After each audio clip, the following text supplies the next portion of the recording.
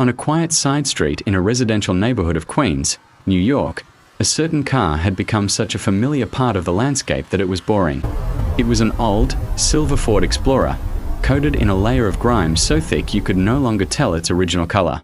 It had been parked there under the sprawling branches of an oak tree, motionless through 3 years of sun and snow, 3 holiday seasons, and hundreds of thunderstorms. The residents of the nearby high-rise apartment buildings had grown accustomed to its presence. They assumed it belonged to some resident trying to save on the exorbitant monthly fees for garage parking. The car just sat there, silent and harmless, like a dead iron beast. No one paid it any mind anymore. That silence was shattered on an early afternoon in July 2025. New York City was in the grip of a brutal heat wave. The asphalt seemed to vaporize, the air thick and suffocating. Then, suddenly, the sky darkened. Black clouds rolled in from nowhere, and a freak hailstorm unleashed itself upon the city. Pellets of ice the size of thumbnails rained down, hammering the streets and rooftops in a chaotic and violent symphony. The hailstorm lasted only about 15 minutes before stopping completely, leaving behind a scene of devastation, broken tree branches and numerous cars parked outdoors now damaged. Mr. Peterson, a resident of a nearby building, went downstairs after the storm passed to check on his own car. Luckily, his was unscathed. But as he walked past the old Ford Explorer, he noticed something different. The front windshield, already opaque with dirt and age, had been shattered by the heavenly assault, creating a large, spiderweb-like fracture. Curious and feeling a bit of pity for the anonymous owner, Mr. Peterson stepped closer, intending to peer inside to see the extent of the damage. He pressed his eye to a large crack in the glass, and then a sight unfolded before him, a sight so horrific it made the stoic man let out a strangled cry and stumble back in fear. Inside the car, sitting in the driver's seat, was a human skeleton. A dry skeleton, yellowed with the ivory patina of time, still sitting upright in the posture of a driver. Its hands rested gently on what was left of the disintegrated steering wheel. The entire skeleton was covered in a thick layer of dust and cobwebs. The clothes on the body had almost completely decomposed, leaving only tattered scraps of fabric clinging to the bone frame. The news of a human skeleton discovered in an abandoned car quickly threw the entire neighborhood into a frenzy. Within 15 minutes, officers from the local NYPD precinct and specialized units from the New York City Police Department were on the scene, completely sealing off the area. Detective David Rios, a seasoned investigator from the homicide squad, personally commanded the scene. He stood silently, looking at the skeleton through the shattered glass. A murder, a death that had been brazenly hidden in plain sight, in the middle of a bustling residential area, for 3 long years. The crime scene investigation was conducted with extreme care. The forensics team, clad in protective gear, meticulously opened the rusted car door. They carefully collected every bone fragment, every minute piece of evidence from inside the vehicle. A rotted leather wallet was found in the skeleton's pants pocket. Inside, an old driver's license, though faded, was still legible enough to read the name and see the photo. Simultaneously, other detectives ran the vehicle's license plate. Information from the DMV came back quickly. The car was registered to a man named Michael Chen, 40 years old. The information and photo on the vehicle registration perfectly matched the driver's license found in the wallet. There was no longer any doubt. The victim was Michael Chen. The skeleton was carefully transported to the Office of Chief Medical Examiner for detailed analysis. The entire task force awaited the answer to the most crucial question: how did Michael Chen die? Was it suicide, a sudden medical episode, or was he murdered? A few days later, the initial medical examiner's report arrived, completely ruling out any theory of natural death. A medical examiner reported over the phone to the detective that they had the results from the toxicology screen on the victim's bone marrow. He explained that they found traces of a potent, plant-based poison and that this type of toxin acted very quickly, causing cardiac arrest and respiratory failure within minutes. The victim had been poisoned. This information officially turned what seemed like a mystery into a homicide investigation. Someone had acted with calculated cruelty. They had poisoned the victim, placed him in his own car, drove it to a quiet street, and left it there, creating a false scene of a suicide or a sudden death. They had hoped that time and the indifference of those around would hide their crime forever. And they had almost succeeded. If it had not been for that fateful hailstorm, The skeleton of Michael Chen might have remained in that car for who knows how much longer. The investigation was now truly beginning. The mission was to reconstruct the victim's life, understand his relationships, and find who had the motive and the malice to commit such a crime. A journey into a dead man's past had begun. After the preliminary medical examiner's report confirmed Michael Chen was murdered with poison, Case File 1707 was officially opened, under the direct command of Detective David Rios. The first and most critical task for the investigative team was to build the most detailed profile possible of the victim. A person is not suddenly poisoned and left in a car for 3 years for no reason. To find the killer, they first had to understand the victim. The detectives began their work. They went to the construction company where Michael Chen had worked. There, they learned that Mike was a highly talented and decisive project manager, credited with major contributions to several key developments. Former colleagues remembered him as a sociable, generous man, but also hot-tempered and, notably, a relentless womanizer. Mike had a strange charisma with women, and he never tried to hide it. Digging deeper into his personal life, investigators learned that Mike had divorced his wife 4 years ago, 1 year before he was murdered. This information immediately placed the ex-wife at the top of the suspect list. A bitter post-divorce grudge could certainly be a motive for murder. A team of detectives was dispatched on a long drive to a remote, mountainous town in upstate New York. It was the hometown of the ex-wife, Sarah Johnson, and where she now lived with their son. Contrary to the image of a bitter, vengeful woman the detectives had imagined, Sarah was a gentle-looking, resigned woman. She was managing a small general store to raise her son. When she heard the news about her ex-husband's death, she did not seem overly shocked, just a distant, heavy sadness in her eyes. She said in a steady voice that the day had finally come. She added that she knew with the way he had lived his life, it would end up like this sooner or later. Sarah calmly recounted the story of her failed marriage. She said they had happy years together before money and temptation changed the man she married. He started coming home late, then not at all. And then she discovered he was having an affair with another woman. Sarah said with a hint of bitterness in her voice that the woman worked at a nightclub and was very young and very beautiful. He was completely infatuated with her.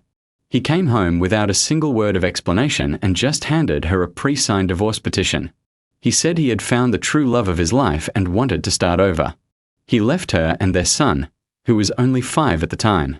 The divorce was swift and painful. Immediately after it was finalized, Sarah took her son and left the city, returning to her mother's hometown to live. An investigator asked if she had ever returned to New York City since that day.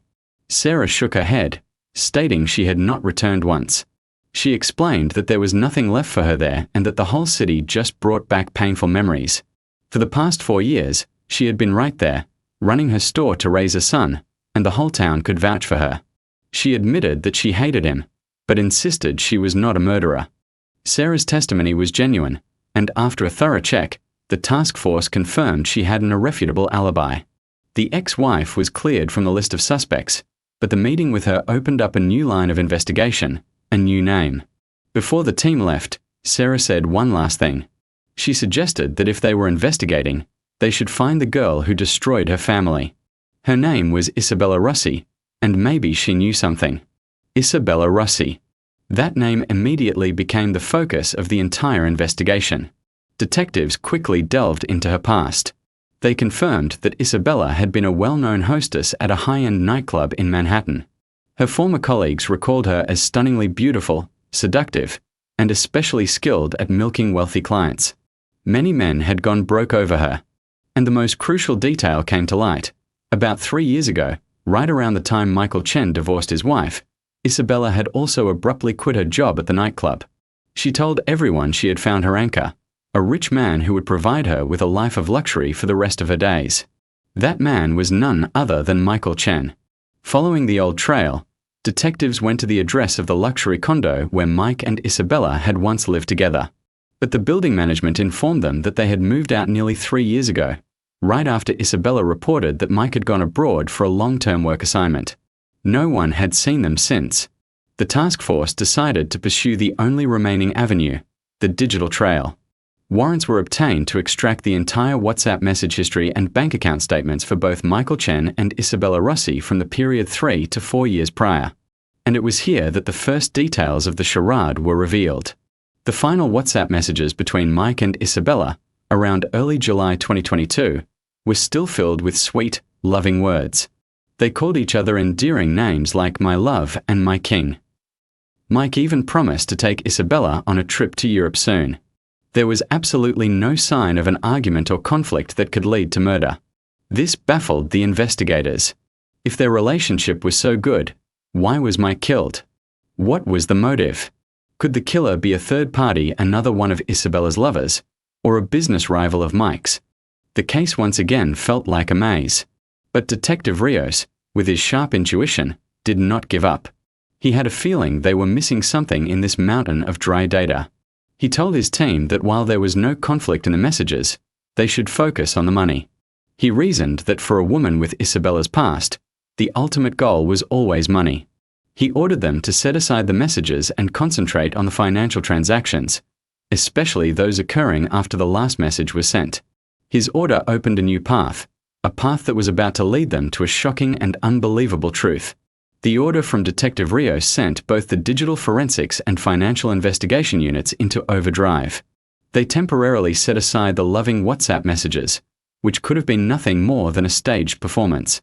Instead, they focused on the flow of numbers, because in so many cases, money is a witness that never lies. They began to meticulously cross-reference the timeline of social media activity and bank transactions for both Michael Chen and Isabella Rossi. Mike's last WhatsApp message was sent at 8 p.m. on July 3, 2022. After that point, his account went completely silent, and his phone became unreachable. This was identified as the most likely time of death. And then, when the investigators placed Michael Chen's bank statements next to that timeline, a horrifying truth, and irrefutable proof of Isabella Rossi's crime, emerged. At 9 a.m. on July 4, 2022, just 13 hours after Mike was presumed to be dead, an online transfer of $25,000 was made from his account. On July 5th, another transfer of $25,000. On July 6th, another $25,000. Just like that, for a full week after Michael Chen had vanished from the face of the earth, his bank account continued to operate with ghostly regularity.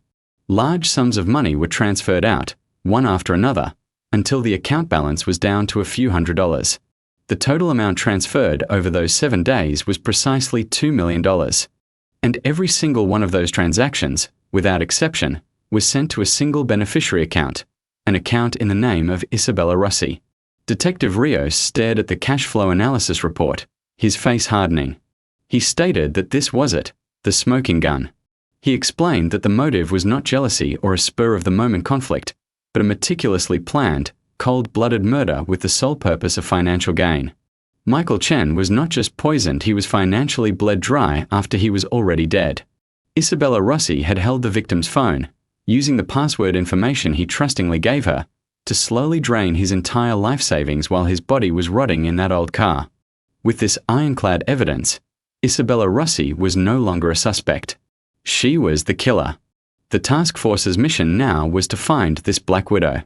She was no longer at her old address. After seizing the enormous sum of money, she had vanished without a trace. A large-scale manhunt was launched. Once again, the money trail became their guide.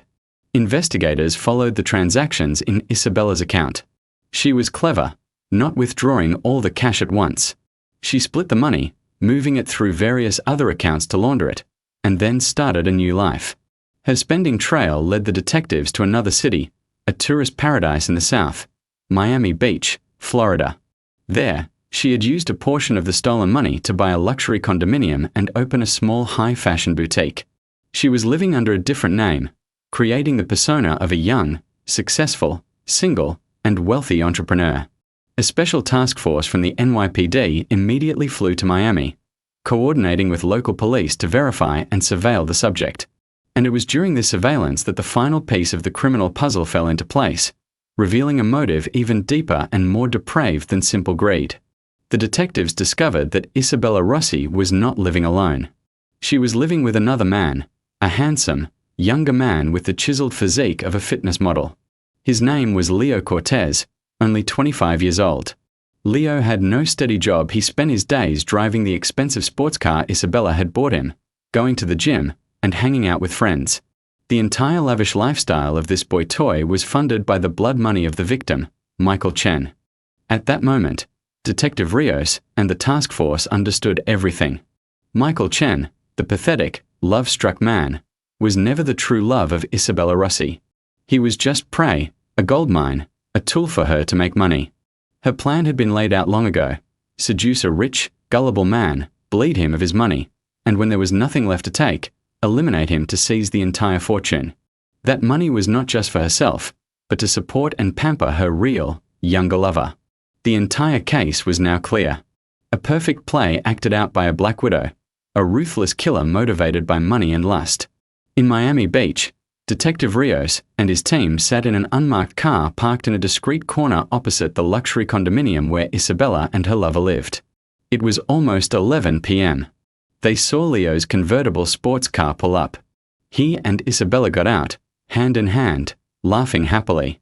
They looked like a perfect, happy couple, a happiness built on a dry skeleton forgotten in an old car back in New York.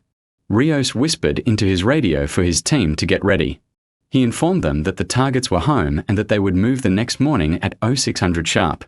At dawn the next day, while the coastal city of Miami was still asleep, a large police force, a joint operation between the NYPD and the Miami-Dade Police Department, silently surrounded the luxury condominium.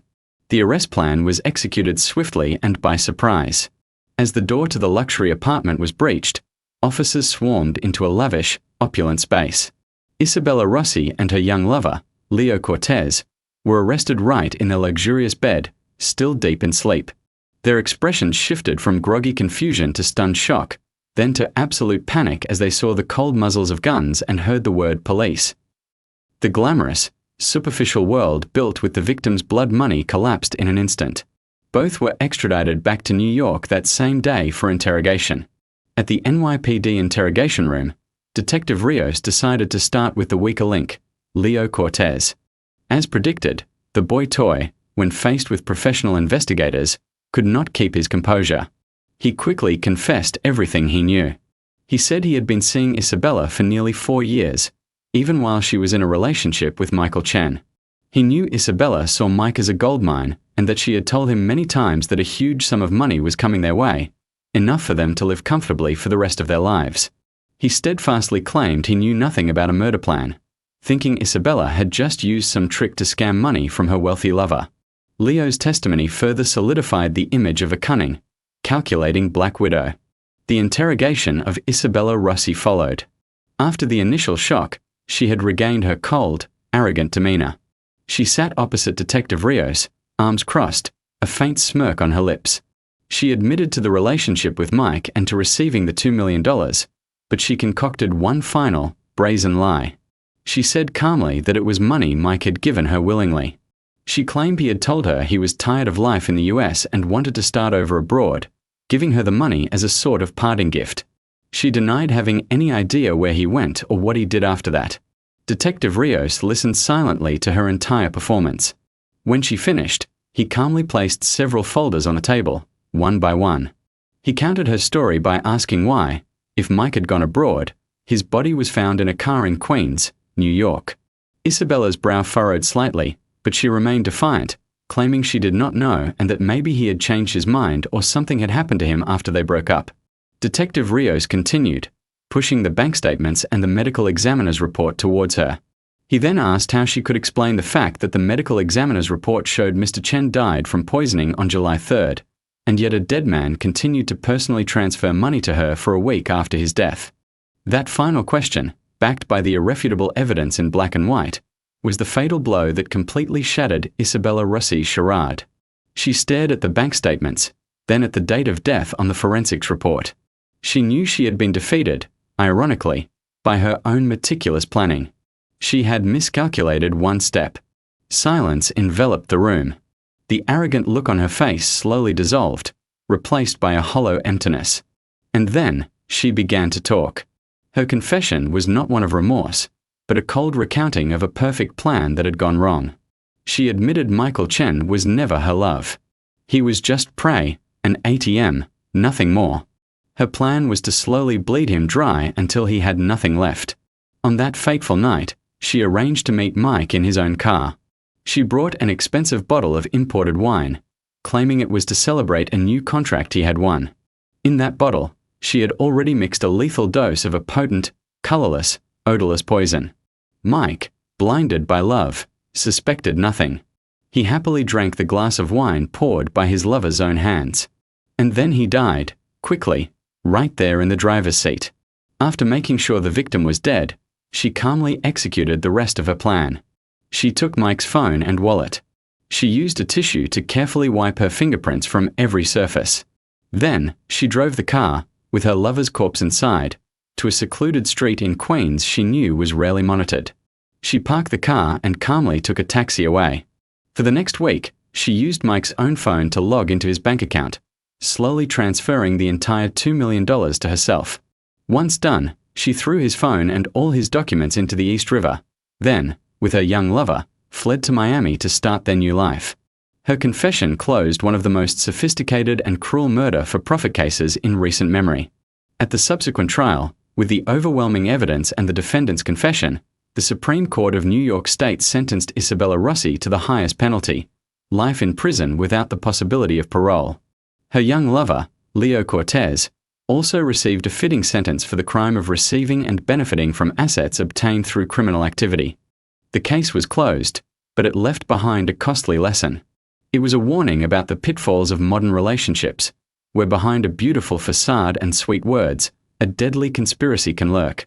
The victim, Michael Chen, successful in business but naive in love, paid the ultimate price. The Old Fort Explorer, a silent tomb for 3 years, was finally towed away. It would forever remain a testament to a tragedy born not of jealousy or hatred, but of something far more frightening, the boundless depths of human greed and apathy.